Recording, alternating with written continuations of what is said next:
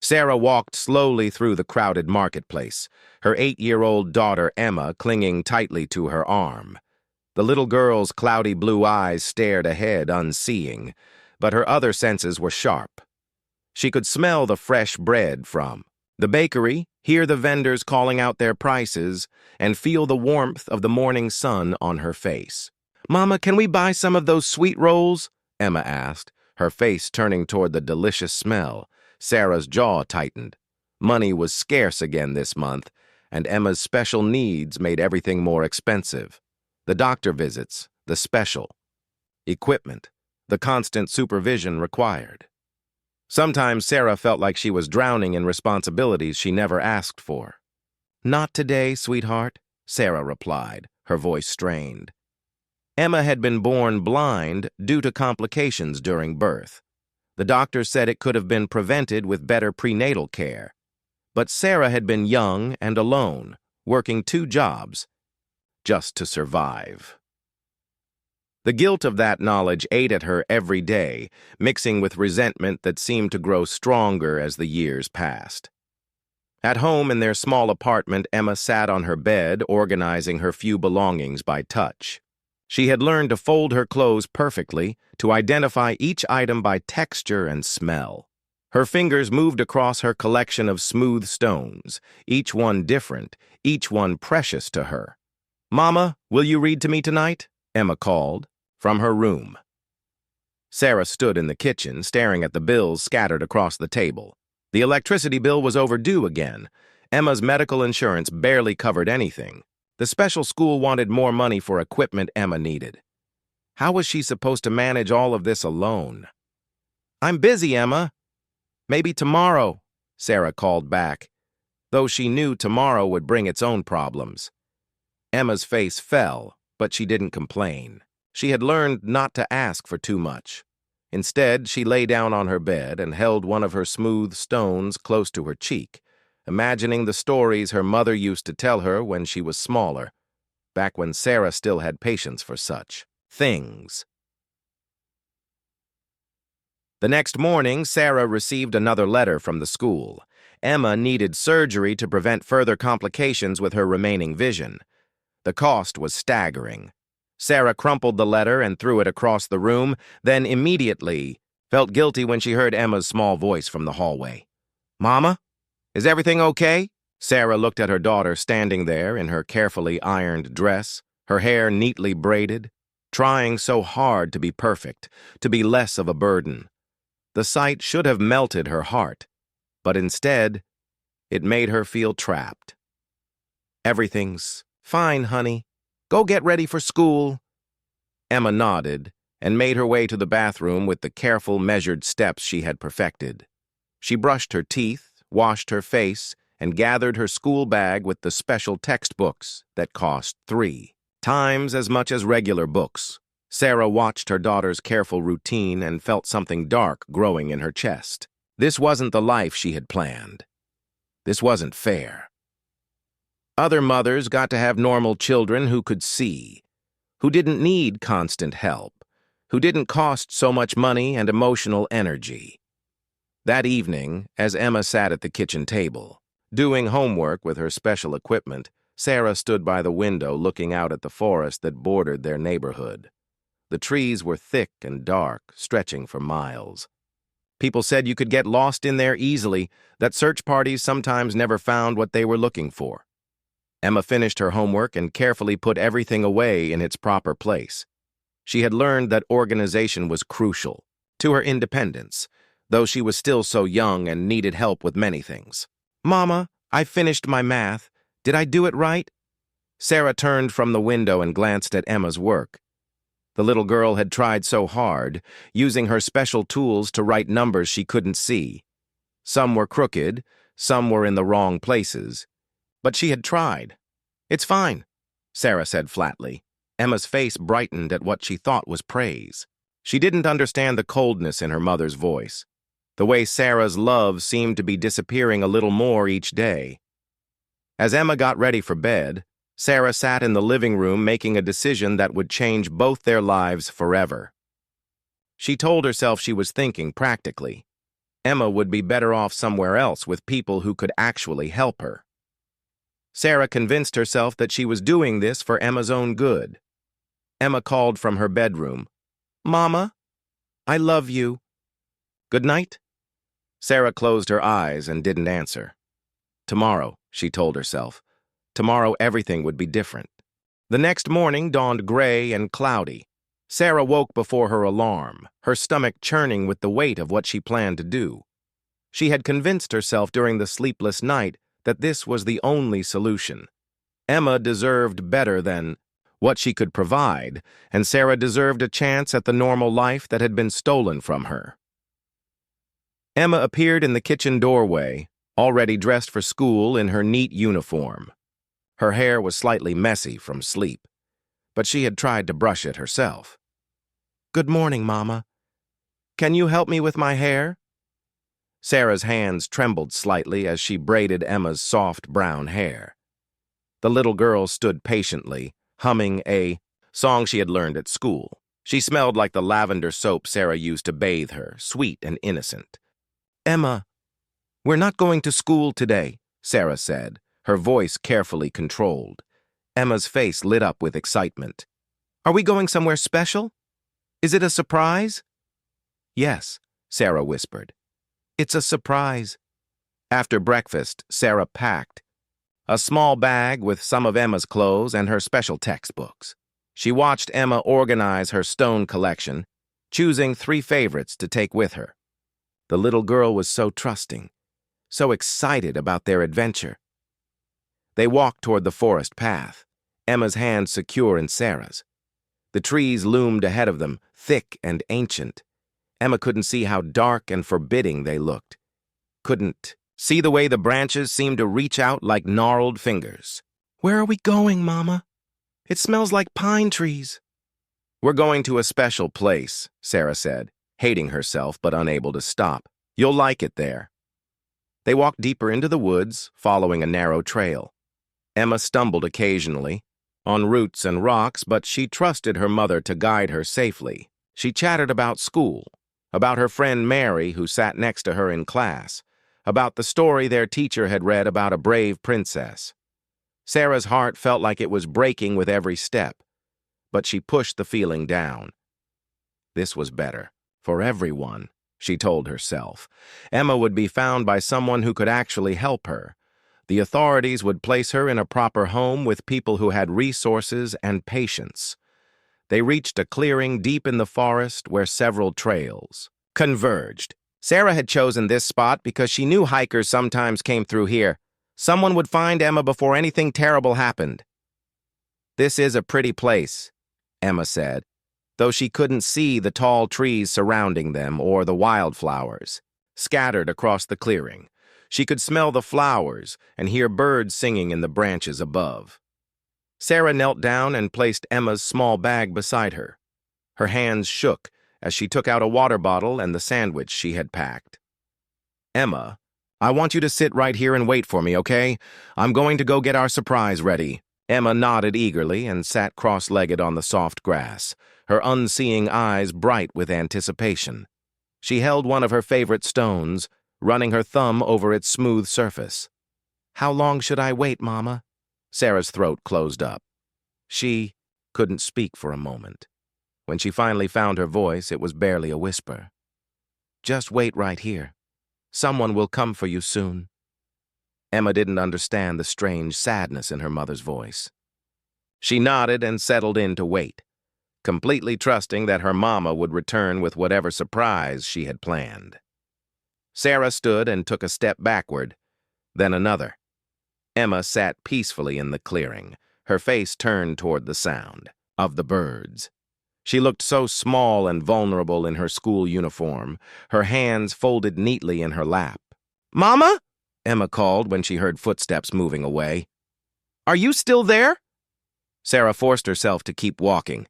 Each step felt like a knife in her chest, but she told herself this was necessary. This was the right thing to do. Emma would be better off without her. "Mama?" Emma's voice was smaller now, confused. Sarah broke into a run, tears streaming down her face. She ran through the trees, branches scratching at her arms and face, her breath coming in sharp gasps. She didn't. Look back. She couldn't look back. Behind her, Emma sat in the clearing, calling out, her voice growing more frightened with each unanswered call. The forest seemed to grow quieter around her, as if even the birds had stopped singing. By evening, Sarah was back in her empty apartment, sitting on Emma's carefully made bed. The silence was deafening. She had gotten what she wanted, what she thought she wanted. Freedom from responsibility, from the constant worry and expense and emotional drain.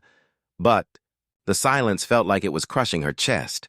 She kept listening for Emma's voice, for the sound of her careful footsteps in the hallway, for the gentle questions that now would never come. Sarah told herself that by now someone had found Emma, someone kind who would take her to safety, who would give her the life she deserved. She repeated this over and over, but with each hour that passed, the terrible weight of what she had done grew heavier. Emma sat in the forest clearing as the sun moved across the sky above her, though she couldn't see its path through the trees. She had finished her sandwich and sipped carefully from her water bottle, trying to make it last. Her mother had taught her to be resourceful, though Emma had never imagined needing this lesson in such a frightening way. "Mama?" she called periodically, her voice echoing slightly among the trees. Each time only silence answered back. As the day wore on, Emma began to understand that something was very wrong. Her mother had never left her alone for this long, especially not in a place she didn't know. The 8-year-old tried to stay brave, but fear crept into her heart like cold water. She carefully explored the immediate area around where she sat, using her hands to map out the space. There was soft grass, some fallen logs, and the rough bark of large trees. She found a few more smooth stones and added them to her small collection, taking comfort in their familiar texture. When evening came and the air grew cooler, Emma pulled her sweater tight around her small body. She could hear different sounds. Now, owls hooting in the distance, small animals rustling through the underbrush, and the wind moving through leaves high above. These sounds that might have been magical during a daytime adventure now seemed threatening in the growing darkness. Emma had never spent a night anywhere without her mother. She curled up against her small bag, clutching her favorite stone, and tried to sing the lullabies her mama used to sing to her when she was smaller. Her voice wavered as tears began to fall. Meanwhile, Sarah paced her apartment like a caged animal. She had cleaned Emma's room 3 times, organized her closet, and straightened her book collection. Everything was exactly as Emma had left it, waiting for a little girl who wasn't coming home. Every sound from the street below made Sarah's heart jump. Part of her expected to hear Emma's voice calling from the hallway, or a knock at the door from someone who had found her daughter and brought her back. But the hours passed in terrible silence. Sarah tried to eat dinner but couldn't swallow more than a few bites. She turned on the television, trying to distract herself, but every program seemed to feature children and families. She turned it off and sat in Emma's room instead, surrounded by the careful organization that showed how hard her daughter had worked to be independent, despite her blindness. Back in the forest, Emma woke several times during her first night alone. Strange sounds startled her, and the ground was harder and colder than her soft bed at home. She was thirsty, but she tried to save her water, not knowing when someone would come to help her. In the morning, Emma was stiff and hungry, but she tried to stay hopeful. Perhaps her mama had gone to get help and would return today with their surprise. She ate half of an apple she had in her bag, saving the rest for later. Hours passed. Emma called out regularly, hoping someone might hear her. Her voice was getting hoarse, and she was starting to feel truly scared. This wasn't like any game or adventure she had ever heard of. This felt like being lost, though she couldn't understand how or why. Sarah spent the second day jumping at every sound, checking the news, and fighting the urge to call the police to report Emma missing. She couldn't do that without admitting what she had done, and she still believed someone else would find Emma and help her. But as the second evening approached with no news, no phone calls, nothing to indicate that Emma had been found, Sarah began to realize the horrible possibility that her daughter might still be alone in the forest. The temperature was dropping at night. Emma had limited food and water. What if no one found her? For the first time since leaving Emma in the clearing, Sarah allowed herself to really think about what she had done. She had abandoned a blind 8-year-old girl in the middle of a forest, not given her to someone better equipped to care for. Her not arranged for proper help, but simply left her alone and helpless. The weight of this realization hit Sarah like a physical blow. She doubled over, gasping, as the full horror of her actions crashed down on her. What kind of mother leaves their child alone in the wilderness? What kind of person abandons someone so vulnerable and trusting? Emma, meanwhile, was growing weaker. She had finished her water and was becoming dehydrated. The nights were cold and frightening, full of sounds she didn't understand. During the days, she called out until her voice was just a whisper, hoping someone would hear her and help her find her way home. On the third morning, Emma could barely stand. She had eaten the last of her food the day before, and now she felt dizzy and sick. She lay curled against her bag, holding her stones, and tried to remember her mother's face. Why had Mama left her here? Had she done something wrong? The little girl began to understand, in the way children sometimes do, that she might be in real danger. She might never see her mama again, might never sleep in her own bed or go to school with her friends. This thought was more terrifying than the darkness she lived in every day. Sarah couldn't sleep on the third night. She kept picturing Emma alone, scared, possibly hurt or worse. The guilt was eating her alive, but more than that, she was beginning to remember why she had loved her daughter in the first place. Emma's bright smile, her determination to do things for herself, her gentle nature and quick mind. How had she let her frustration and fear make her forget all the wonderful things about Emma? How had she convinced herself that abandoning her child was an acceptable solution to their problems? On the fourth morning, Sarah couldn't stand it anymore. The guilt and fear had become unbearable. She had to know if Emma was safe, even if it meant facing the consequences of what she had done. She grabbed her car keys and drove toward the forest, her hands shaking on the steering wheel. The parking area near the forest entrance was empty except for one other car. Sarah recognized it belonged to an elderly man named Robert who often hiked these trails with his golden retriever, Max. She had seen them many times during her evening walks before Emma was born, back when she had time for such simple pleasures. Sarah hurried onto the trail, calling Emma's name. Her voice echoed through the trees, but there was no answer. Panic began to set in as she realized how vast the forest was, how many different paths branched off in different directions. Emma could be anywhere, if she was even still alive. Meanwhile, Robert and Max had been hiking for about an hour when the dog suddenly became agitated. Max barked and pulled toward a trail that led deeper into the forest, away from their usual route. "What is it, boy?" Robert asked, but Max was insistent, tugging on his leash and whimpering. Robert decided to trust his companion's instincts. Dogs often sensed things humans missed. They followed the narrow trail through thick undergrowth until it opened into a clearing. There, huddled against a small bag, was Emma. She was unconscious, her lips dry and cracked, her school uniform dirty and torn. She clutched a smooth stone in one small hand. Robert's heart broke at the sight.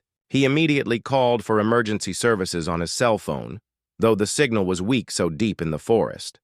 While he waited, he gently checked Emma's pulse and breathing. She was alive, but clearly dehydrated and weak. Max lay down beside Emma, as if trying to warm her small body with his own. The dog's gentle presence seemed to comfort her even in unconsciousness.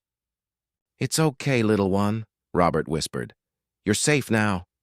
When the paramedics finally arrived, Emma was barely conscious. She mumbled for her mama as they loaded her onto a stretcher, her blind eyes searching frantically in the direction of voices she didn't recognize. "Mama, I waited," she whispered. "I waited like you said." Robert felt tears on his cheeks as he heard those words. What kind of monster would abandon a blind child in the forest? He rode with Emma in the ambulance, holding her small hand and promising her that everything would be all right. At the hospital, doctors worked quickly to treat Emma's dehydration and exposure. She had lost weight, and her body temperature was dangerously low, but she was going to survive.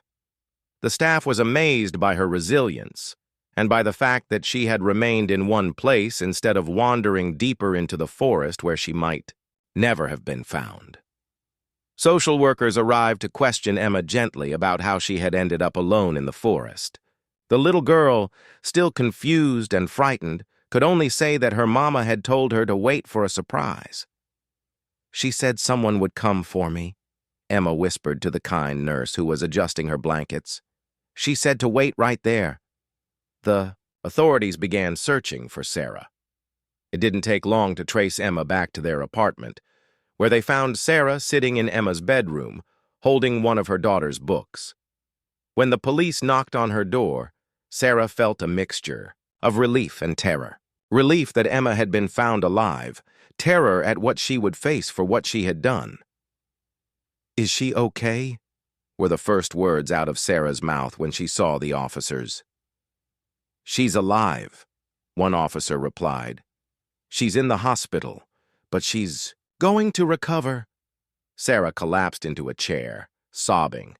The weight of nearly losing Emma forever, of realizing what her selfishness and desperation had almost cost, crushed down on her like a physical force. At the hospital, Emma kept asking for her mother. Despite everything that had happened, despite the abandonment and terror, she still loved Sarah and wanted her comfort. The doctors explained gently that her mother wasn't available right now, but that she was safe and people were taking care of her. Emma didn't understand why her mama couldn't come to see her. She had waited in the forest just like she was told. She had tried to be good and patient. Why was she still alone? Robert visited Emma every day while she recovered. He brought Max with him when the hospital allowed it, and Emma's face would light up at the sound of the dog's gentle panting and the feel of his soft fur under her fingers. "You saved me," Emma whispered to Max, her arms around his neck. Robert watched this brave little girl who had survived something that would have broken many adults, and he made a decision that would change all their lives. Meanwhile, Sarah was processed through the legal system. Child abandonment, endangerment, and neglect charges were filed against her. The media picked up the story of the blind girl found alone in the forest, and public outrage was swift and harsh. But something else was happening to Sarah during those dark days in jail waiting for her hearing. For the first time in years, she wasn't focused on her own problems and frustrations. Instead, she thought constantly about Emma, about the terror and confusion her daughter must have felt, about how close she had come to losing her forever.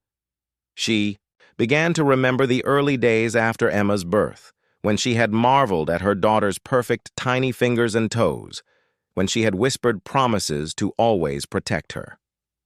She remembered Emma's first smile, her first word, the way she had learned to navigate the world with such determination and grace. How had she lost sight of the miracle that was her daughter? How had she allowed her own fear and selfishness to nearly destroy the most precious thing in her life? While Sarah sat in jail awaiting trial, Emma was placed in temporary foster care with a family experienced in caring for children with special needs. The Martins were kind people, but Emma was withdrawn and sad. She spent hours sitting by the window, though she couldn't see out of it, waiting for her mother to come get her. "When is my mama coming?" Emma asked Mrs. Martin every morning at breakfast. Mrs. Martin's heart broke a little more each time. How could she explain to an 8-year-old that her mother had deliberately abandoned her? How could she make sense of something so senseless? "We're taking good care of you until everything gets sorted out," Mrs. Martin would say gently, but Emma sensed the evasion in her voice. Robert continued to visit Emma, bringing Max with him whenever possible. The elderly man had grown deeply attached to the brave little girl who had survived so much. He watched her struggle with confusion and sadness, and his anger toward Sarah grew daily. "She doesn't understand why her mother isn't here," Robert told his wife, Helen, one evening. "She thinks she did something wrong." Helen had been watching her husband's growing bond with Emma. They had never had children of their own, something that had caused them pain for many years. Now, in their 70s, they found themselves caring deeply about this abandoned child. "What are you thinking, Robert?" Helen asked, though she suspected she already knew. "I'm thinking about applying to foster her ourselves," Robert said quietly. "Maybe more than foster, if possible." Meanwhile, Sarah was struggling through the legal process. Her public defender explained that she would likely face significant jail time for child endangerment and abandonment. The prosecutor was pushing for the maximum sentence, especially given the media attention the case had received. "The best thing you can do now is show genuine remorse and a commitment to change," her lawyer advised. "But understand, you may never get custody of Emma back, regardless of what happens with the criminal charges." Sarah understood. She had thrown away her rights as a mother the moment she walked away from Emma in that forest clearing. But knowing she deserved the consequences didn't make them hurt any less. In her jail cell at night, Sarah would lie awake remembering Emma's voice calling for her in the forest. She tortured herself with images of her daughter, scared and alone, waiting trustingly for a mother who wasn't coming back. She began writing letters to Emma, though she wasn't allowed to send them. She wrote about how sorry she was, about how much she loved her, about all the things she should have said and done differently. The letters piled up in her cell, pages and pages of regret and love that came too late. Emma's case was assigned to a social worker named Ms. Rodriguez, who was experienced but had never seen a case quite like this one. She interviewed Emma carefully, trying to understand the family dynamics that had led to such a tragic situation. "Tell me about your mama," Ms. Rodriguez said gently during one of their sessions. Emma's face lit up, despite everything. "Mama is very pretty, and she works very hard. Sometimes she gets tired and sad, but she takes care of me.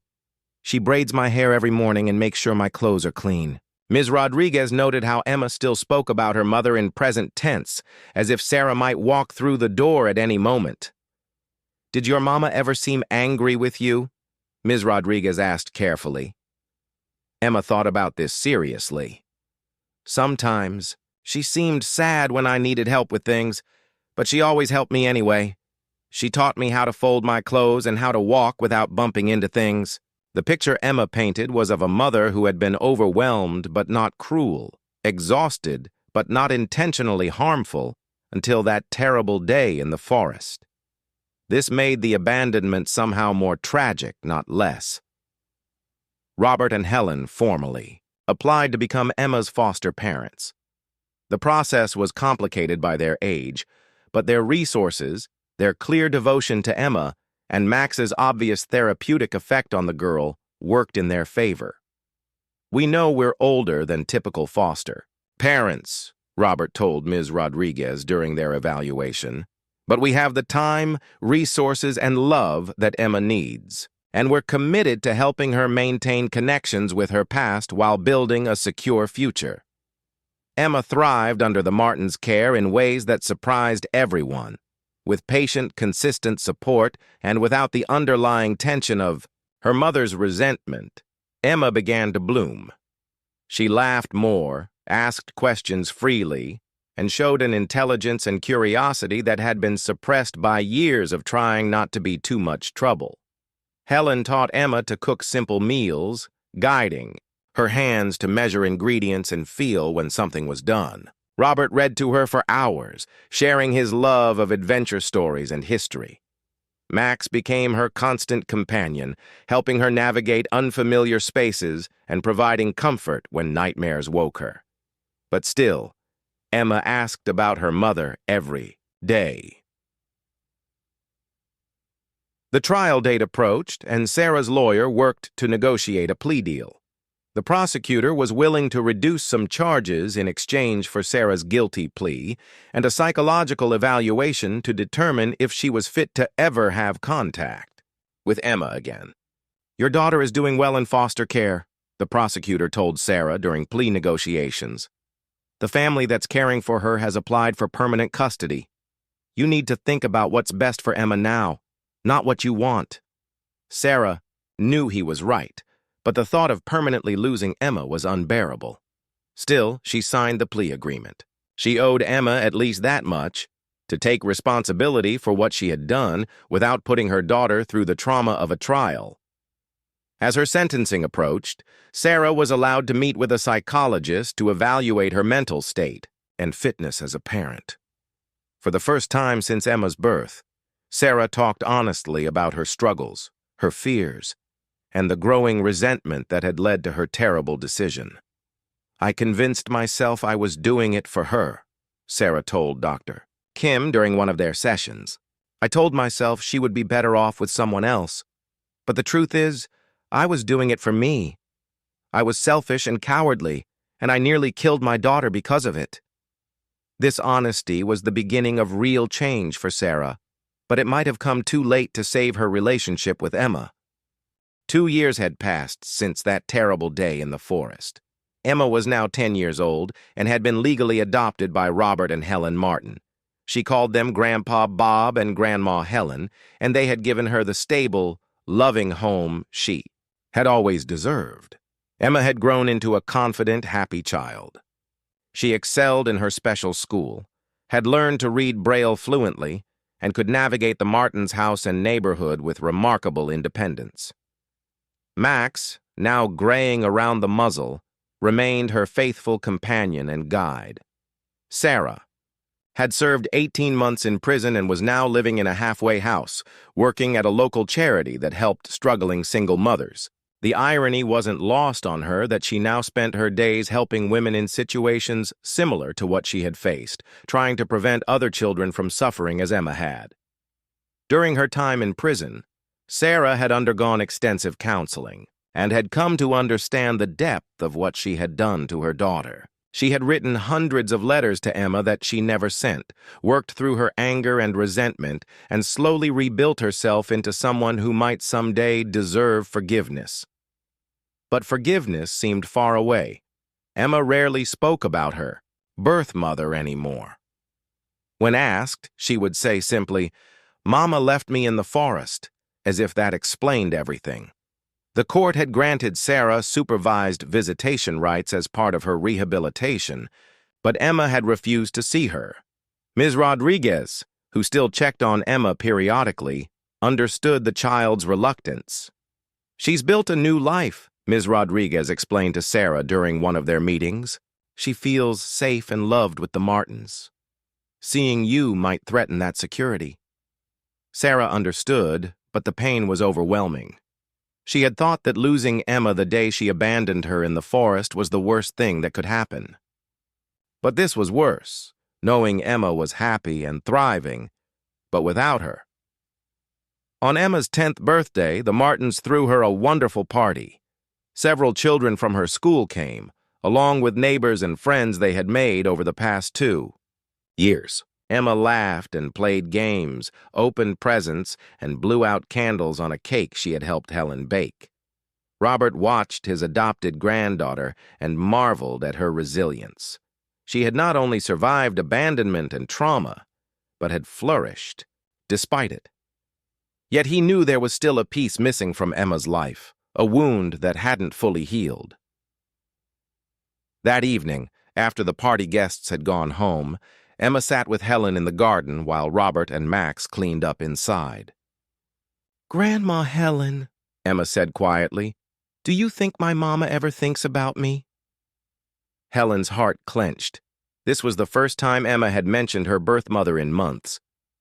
I think she probably thinks about you every day, Helen said honestly. Emma was quiet for a long time, running her fingers through Max's fur. I still have the stones I collected in the forest, she said. I keep them in my special box. Helen nodded, though Emma couldn't see her.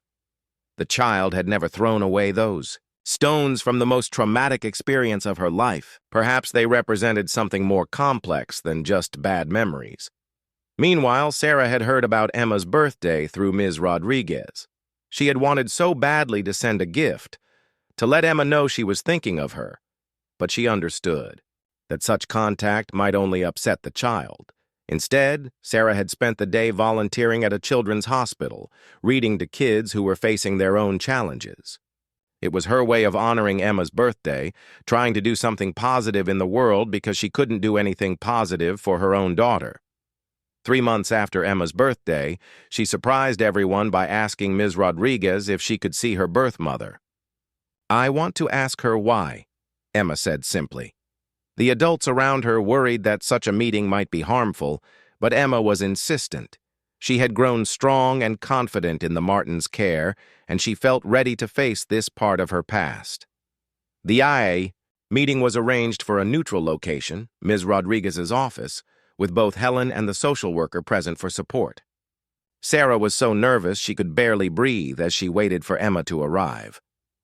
When Emma walked into the room, guided by Helen's gentle hand, Sarah gasped. Her daughter had grown so much, looked so healthy and confident. She was beautiful and poised in a way that took Sarah's breath away. "Hello, Emma," Sarah said softly. Emma turned toward her mother's voice, her unseeing eyes searching. "Mama?" "Yes, baby, it's me." For a moment, neither of them spoke. Then Emma asked the question that had haunted her for 2 years. "Why did you leave me in the forest?" Sarah had prepared for this question, had practiced her answer in therapy and during sleepless nights. But faced with her daughter's direct gaze, all her prepared words crumbled. "Because I was scared," Sarah whispered. "Because I thought I wasn't good enough to be your mother. Because I was selfish and weak, and I made the worst mistake anyone could ever make." Emma listened carefully to the tone of her mother's voice, the way she had learned to read people's emotions through sound. "I waited for you," Emma said. "I waited just like you told me to." "I know," Sarah sobbed. "I know you did, and I'm so sorry. I'm so sorry, Emma." Emma was quiet for a long time. Finally, she spoke again. "I have a good family now. Grandpa Bob and Grandma Helen love me, and Max takes care of me. I'm not angry anymore, but I can't come back to you." Sarah nodded through her tears, understanding that this was Emma's way of offering forgiveness while also protecting herself. "I know," Sarah said. "I know you can't, and you shouldn't. The Martins are your real family now. They're the parents you deserved all along."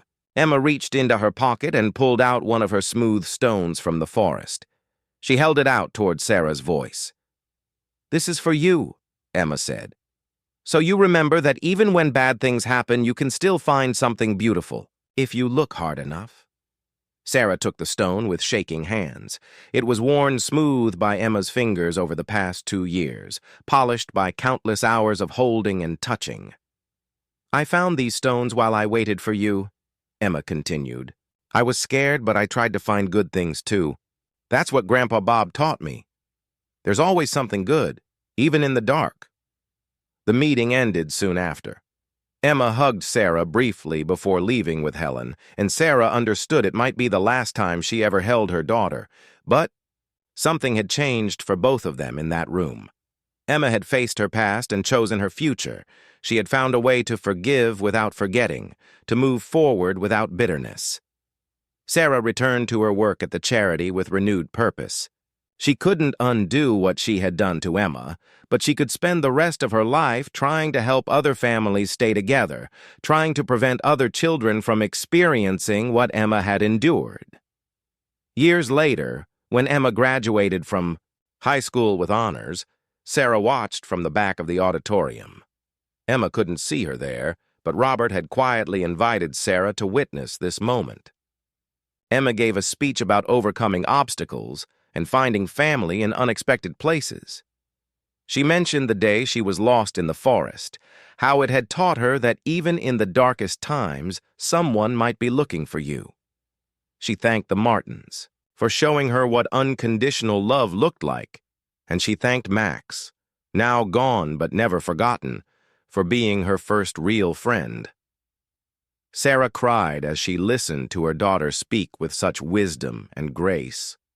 Emma had not just survived what Sarah had done to her, she had transformed it into strength.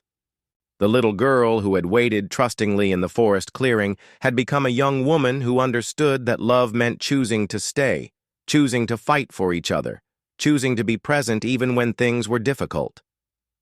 After the ceremony, Emma made her way through the crowd with her white cane, accepting congratulations and hugs. For just a moment, she paused near where Sarah sat, as if sensing something familiar. "Mama?" she said quietly, just loud enough for Sarah to hear. "I'm here," Sarah whispered. Emma smiled, not the trusting smile of the 8-year-old she had been, but the knowing smile of the young woman she had become. "I'm proud of the work you're doing," Emma said. "Ms. Rodriguez told me about the families you've helped." "I'm proud of you too," Sarah replied. "So very proud." Emma nodded and moved on, surrounded by the family and friends who had earned the right to celebrate with her. Sarah slipped out of the auditorium alone, clutching the smooth stone Emma had given her years before. The regret would never fully leave Sarah. She would always carry the weight of what she had done, the knowledge that she had nearly destroyed the most precious thing in her life. But she had also learned that redemption wasn't about earning forgiveness. It was about becoming someone worthy of the love that had been lost. Emma went on to college, studying education with a focus on helping children with disabilities. She married a kind man who loved her completely, and they built a life filled with the security and devotion she had learned to expect from the Martins. Sometimes, on difficult days, Emma would hold one of her stones from the forest and remember that she had survived the worst thing that could happen to a child. She had been abandoned by the person who was supposed to protect her most, and she had not only survived, but thrived. Sarah continued her work with struggling families, and in time she began speaking publicly about her experience. She told her story not to seek sympathy, but to warn other parents about how quickly love could turn to resentment when overwhelmed by fear and circumstance. "I thought I was trapped," she would tell audiences of social workers and counselors. "I thought my only options were to suffer or to run.